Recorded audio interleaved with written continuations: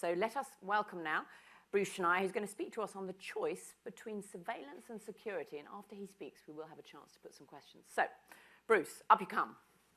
Mr. Sine qua non.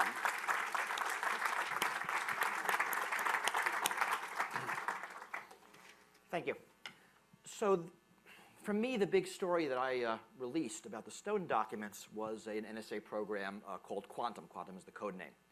It's a system for packet injection. Doesn't matter what that means. It's a way that the NSA hacks into computers. And it was the thing that the NSA desperately wanted us not to talk about when we released the story. A lot of negotiations from the Guardian and the NSA. We did release it. We've learned a lot about Quantum since then. And it is no longer the NSA's big secret. We also learned, surprisingly, that it really never was the NSA's exclusive secret. This is technology the Chinese use against their own citizens. There's an Italian cyber weapons arm manufacturer called Hacking Team, which will sell this technology to whatever country you happen to be with, whatever ethics you happen to have. They don't seem to care. And if you are a hacker, you can download something called AirPawn and do this with open source software. That's just one example. Another thing that's been in the news recently is something called an IMSI catcher. You might have heard of the name Stingray.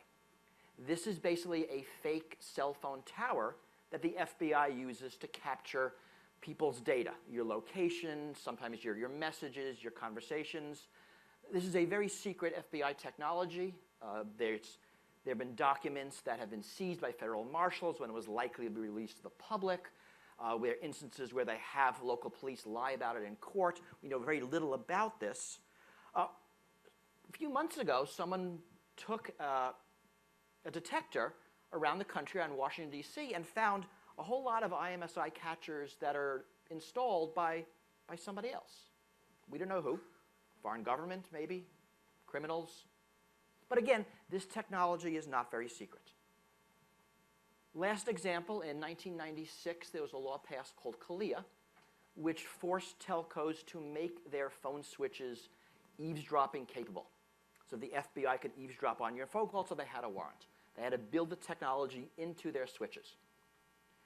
In 2004, 2005, this technology was used in Greece by someone, not the Greek government, to eavesdrop on the Greek government.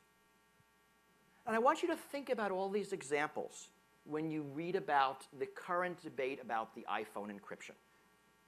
Right? The FBI director has said that they need iPhones to be decryptable by the FBI, that if they have a warrant, they need to be able to get at the data. The problem is we can't give the FBI what they want, or at least we can give it to them, but we can't only give it to them.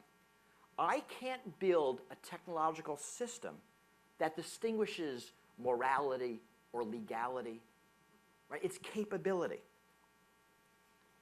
Unlike before, there's one world, there's one network, there's one technology. We're all using the same stuff. Right? I can't build a system where the NSA can spy on our enemies and the Chinese can't spy on us. I can't build a system where the FBI can decrypt your iPhone and criminals can't. Right? That's not an option.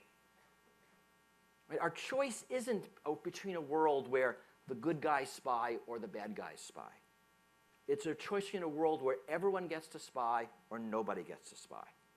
Right? I can build technologies that are secure for all users or technologies that are vulnerable to all attackers.